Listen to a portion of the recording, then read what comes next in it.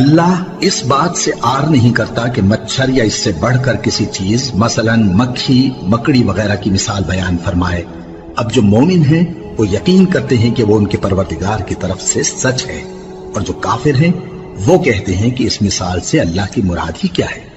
اس سے اللہ بہتوں کو گمراہ کرتا ہے اور بہتوں کو ہدایت بخشتا ہے، اور گمراہ بھی کرتا ہے تو نافرمانوں ہی کو، جو اللہ کے اقرار کو مضبوط کرنے کے بعد توڑ دیتے ہیں، اور جس چیز یعنی رشتہ قرابت کے جوڑے رکھنے کا اللہ نے حکم دیا ہے اس کو قطع کیے ڈالتے ہیں اور زمین میں خرابی کرتے ہیں۔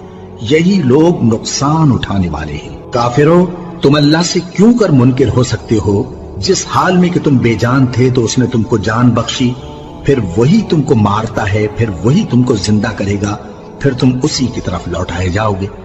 وہی تو ہے جس نے سب چیزیں جو زمین میں ہیں تمہارے لیے پیدا کی، پھر آسمانوں کی طرف متوجہ ہوا تو ان کو ٹھیک ٹھیک 7 آسمان بنا دیا، اور وہ ہر چیز سے خبردار ہے۔ اور وہ وقت یاد کرنے کے قابل ہے جب تمہارے پروردگار نے فرشتوں سے فرمایا کہ میں زمین میں اپنا نائب بنانے والا ہوں۔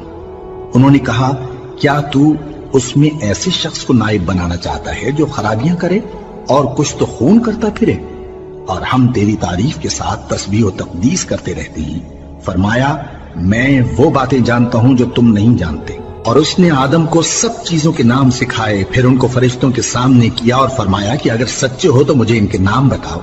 انہوں نے کہا، تو پاک ہے، جتنا علم تو نے ہمیں بخشا ہے اس کے سوا ہمیں کچھ معلوم نہیں، بے شک تو دانا ہے، حکمت والا ہے۔ تب اللہ نے آدم کو حکم دیا کہ آدم، تم ان کو ان چیزوں کے نام بتاؤ۔ سو جب انہوں نے ان کو ان کے نام بتائے تو فرشتوں سے فرمایا، کیا میں نے تم سے نہیں کہا تھا کہ میں آسمانوں اور زمین کی سب پوشیدہ باتیں جانتا ہوں، اور جو تم ظاہر کرتے ہو اور جو پوشیدہ کرتے ہو سب مجھ کو معلوم ہے۔ اور جب ہم نے فرشتوں کو حکم دیا کہ آدم کے آگے سجدہ کرو تو وہ سب سجدے میں گر پڑے، مگر شیطان نے انکار کیا اور غرور میں آ کر کافر بن گیا۔ اور ہم نے کہا کہ اے آدم، تم اور تمہاری بیوی بہشت میں رہو اور جہاں سے چاہو بے روک ٹوک کھاؤ پیو، لیکن اس درخت کے پاس نہ جانا، نہیں تو ظالموں میں ہو جاؤ گے۔ پھر شیطان نے دونوں کو اس درخت کے بارے میں پھسلا دیا اور جس عیش و نشاط میں تھے اس سے ان کو نکلوا دیا۔ تب ہم نے حکم دیا کہ بہشت بری سے چلے جاؤ، تم ایک دوسرے کے دشمن ہو، اور تمہارے لیے زمین میں ایک وقت تک ٹھکانہ اور معاش مقرر کر دیا گیا ہے۔ پھر آدم نے اپنے پروردگار سے کچھ کلمات سیکھے اور معافی مانگی تو اس نے ان کا قصور معاف کر دیا۔ بے شک وہ معاف کرنے والا ہے، بڑا مہربان ہے۔ ہم نے فرمایا کہ تم سب یہاں سے اتر جاؤ، جب تمہارے پاس میری طرف سے ہدایت پہنچے تو اس کی پیروی کرنا، کہ جنہوں نے میری ہدایت کی پیروی کی ان کو نہ کچھ خوف ہوگا اور نہ وہ غمناک ہوں گے، اور جنہوں نے اس کو قبول نہ کیا اور ہماری آیتوں کو جھٹلایا وہ دوزخ میں جانے والے ہیں اور وہ ہمیشہ اس میں رہیں گے۔ اے آل یعقوب، میرے وہ احسان یاد کرو جو میں نے تم پر کیے تھے، اور اس اقرار کو پورا کرو جو تم نے مجھ سے کیا تھا۔ میں اس اقرار کو پورا کروں گا جو میں نے تم سے کیا تھا، اور مجھی سے ڈرتے رہو۔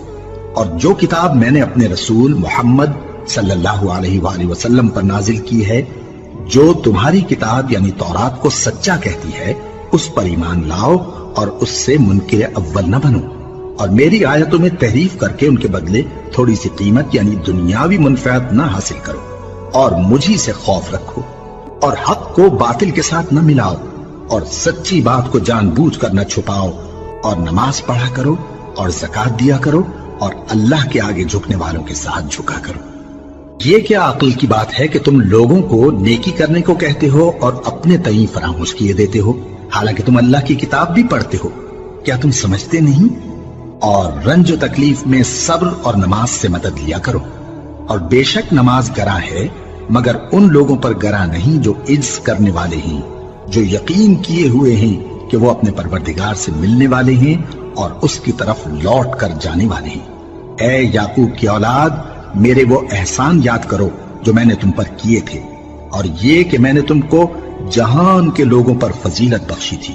اور اس دن سے ڈرو جب کوئی کسی کے کچھ بھی کام نہ آئے، اور نہ کسی کی سفارش منظور کی جائے، اور نہ کسی سے کسی طرح کا بدلہ قبول کیا جائے، اور نہ لوگ کسی اور طرح مدد حاصل کر سکیں۔ اور ہمارے ان احسانات کو یاد کرو جب ہم نے تم کو قوم فرعون سے نجات بخشی. وہ لوگ تم کو بڑا دکھ دیتے تھے، تمہارے بیٹوں کو تو قتل کر ڈالتے تھے اور بیٹیوں کو زندہ رہنے دیتے تھے، اور اس میں تمہارے پروردگار کی طرف سے بڑی سخت آزمائش تھی. اور جب ہم نے تمہارے لیے سمندر کو پھاڑ دیا، پھر تم کو تو نجات دی اور فرعون کی قوم کو غرق کر دیا، اور تم دیکھ رہے تھے